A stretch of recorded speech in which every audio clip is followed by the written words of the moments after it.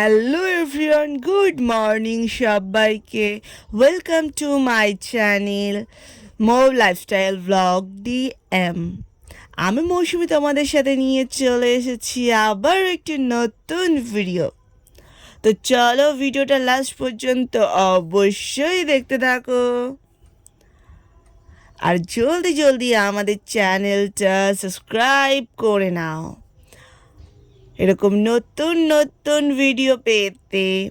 আমাদের সাপোর্ট করো আর আমাদের পরিবারের সদস্য হয়ে যাও।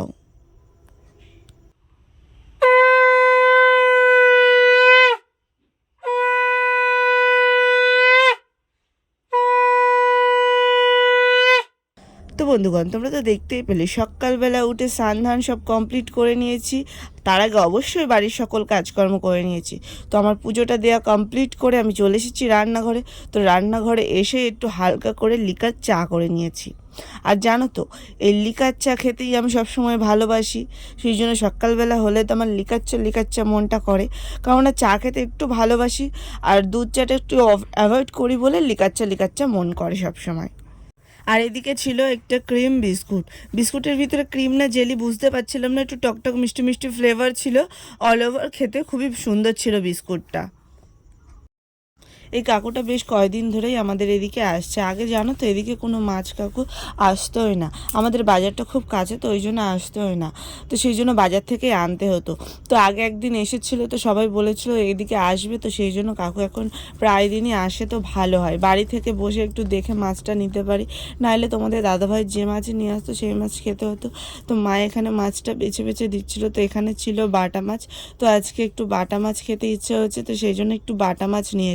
বাটা মাছগুলো যে ফ্রেশও ছিল, বেশ টাটকাও ছিল। তারপর এদিকে স্নান কমপ্লিট করে তোমাদের দাদাভাই ডিউটির জন্য রেডি হয়ে গেছে। তো আমি তোমাদের দাদাভাইকে বলছি যাও যাও, আর লেট করো না, অনেকটাই লেট হয়ে যাবে। যদিও এটা সত্যি সত্যি না, এটা আমি ইচ্ছা করে ওর সঙ্গে নকশা করেই করছিলাম এরকমটা।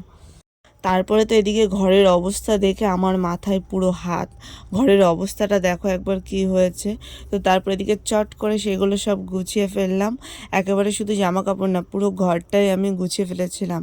এই যে দেখছো শোকেস টোকেস সব মুছে, সব প্রচুর ময়লা পড়েছিল, নোংরা পড়েছে, তো সেগুলো সব একেবারে মুছে নিলাম। এদিকে আলনাটা একটু গুছিয়ে নিলাম, খাটটা গুছিয়ে নিলাম, সাথে ড্রেসিং টেবিলটাও গুছিয়ে নিলাম। আর যা যা ভেতরে মানে রাখার মতো সেগুলো ভেতরে দিয়ে দিলাম, আর সব বাইরে গুছিয়ে ফেললাম। আমার আবার ঘর অগোছালো একদম ভালো লাগে না, তো সবসময় চেষ্টা করি ঘর গুছিয়ে রাখার। আর তোমাদের দাদাভাই তো সবসময় চেষ্টা করে ঘরটা কীভাবে অগোছালো করবো, কারণ ও ঘরটা একদম গুছিয়ে রাখতে পারে না। আর আমি যদি বাড়ি না থাকি, তো বাড়িতে এসে আমার যে কত কাজ কী আর বলবো তোমাদের। তো যাই হোক, এখন রান্না বান্না করতে হবে, তো ঘরের দিকে চল।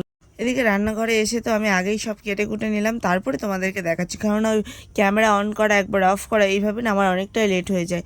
আর আজকে যেহেতু একটু অনেক কিছুই রান্না করবো ভাবছি, তো সেই জন্য একটু টাইমটা বেশিই লাগবে। আর এদিকে সকালবেলায় তোমাদের দাদাভাই একটা দুধ নিয়ে রেখেছে, ওর নাকি আজকে একটু পায়েস খেতে ইচ্ছা হচ্ছে, তো ওকে পায়েস করে দিতে হবে। তো ভাবলাম ঠিক আছে, সন্ধ্যাবেলা করে দেবো।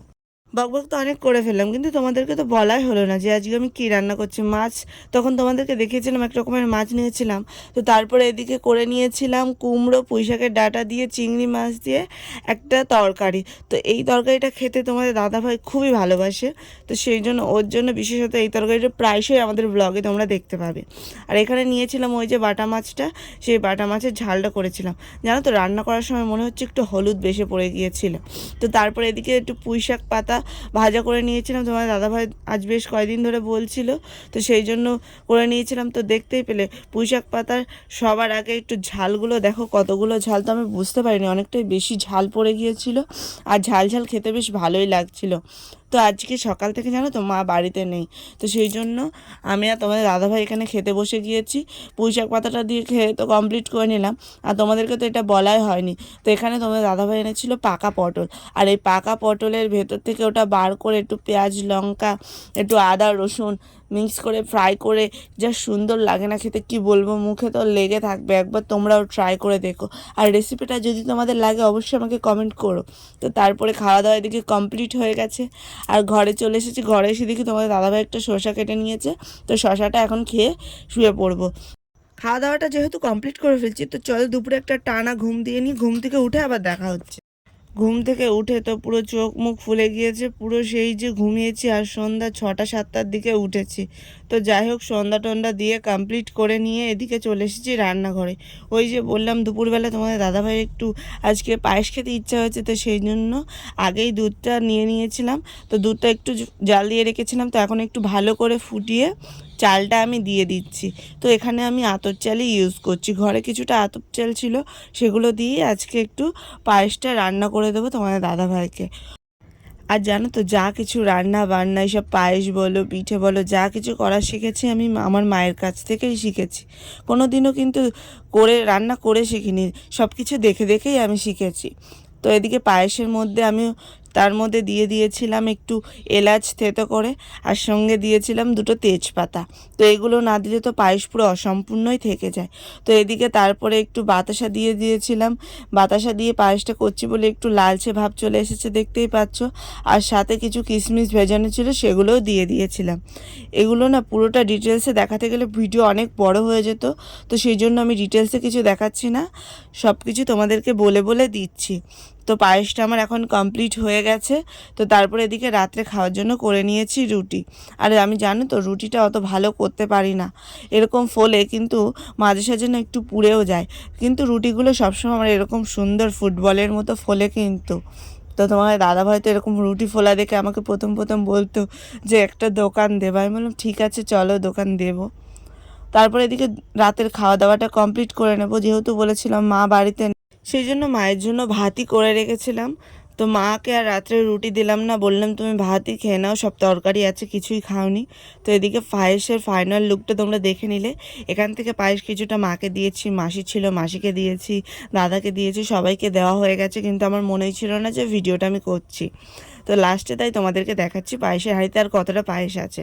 তো তারপরে খাওয়া দাওয়া কমপ্লিট করে ঘরে একটু পায়েস নিয়ে চলে এসেছি। তো এখন তোমাদের দাদাভাই আর আমি একটু পায়েস খাবো। আর পায়েসটা সত্যি বলছি গাইস, নিজে করেছে বলে না, এত সুন্দর হয়েছিল, এলাচ দিয়েছিলাম, এত সুন্দর একটা গন্ধ বেরাচ্ছিল, কি বলবো তোমাদেরকে। পায়েসটা যে এত সুন্দর হতে পারে আমি তো ভাবতেই পারিনি। আর তোমাদের দাদাভাই তো আমাকে পায়েস খাইয়ে দিচ্ছিল আর কত নকশা করছিল, একটু নকশা করতে অনেক ভালোবাসে। তো গাইস ভিডিওটা এই পর্যন্তই, ভালো লাগলে অবশ্যই একটা লাইক কমেন্ট অ্যান্ড শেয়ার করে যেও। আর আমাদের চ্যানেলে নতুন নতুন এরকম ভিডিও পেতে অবশ্যই চ্যানেলটা সাবস্ক্রাইব করে নিও। তো দেখা হচ্ছে নতুন ভিডিওতে, টাটা বাই বাই, চলো।